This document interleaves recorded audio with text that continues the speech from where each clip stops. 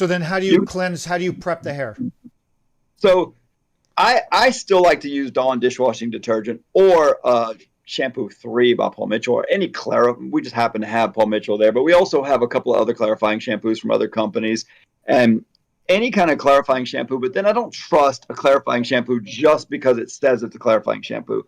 To me, there's nothing takes the place of just good old fashioned scrubbing. And I don't want to put it in knots or tangles, but if you think about when you're cleaning anything, a floor, a dish, a pot, a pan, what is it that breaks through whatever that red sauce that's dried on the pot? It's not necessarily the soap you use or just a little bit of water or a little bit of scrubbing. It's a little bit of time and it's a little bit of repetitiveness. If I let that pot soak in water, the hard crusty stuff starts to get soft. So to me, 2 or 3 shampoos with a clarifying Hmm. shampoo, shampoo and rinse, shampoo and rinse, shampoo and rinse.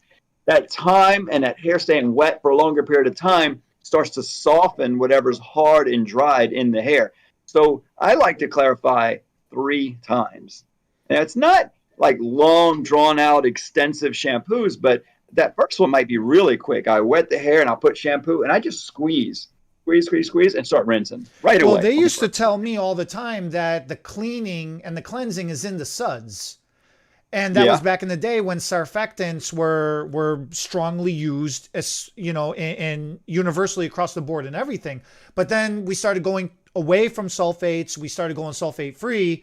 So a lot, even the clarifying shampoos, the surfactants in those started changing up too, which a lot is, less stuff. and you and I have been talking about Dawn dish soap. You know, we should get a sponsorship from those guys because we've been talking about that particular product for 20 years now, I think, something like At that. least. Yes, definitely. And so, it doesn't need to suds up, but in a product that will suds up, it's definitely a good indicator that the hair is clean because it'll suds less when the hair is dirty. And as Hmm. it gets clean, it suds more. You use less product and get more suds.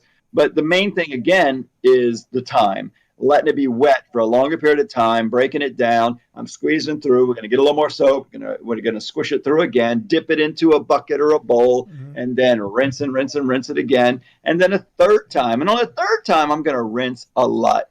And I'll even change the temperature of water a couple of times, especially on extensions because I don't have a client to complain about the hot water being maybe a little too hot.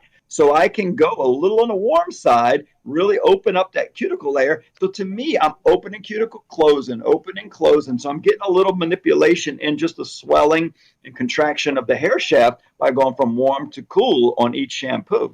So I'll shampoo the first time with just a little warmer water than usual. Then the second time I'll do it with cold water. Then the third time I'll start with hot water for shampooing and then rinse with cold water or cooler water just to get that just to get the hair itself to be moving along with Yeah, the you need length. it soft and pliable so the solution can get in there. So now that you've clarified, now we're ready to start wrapping.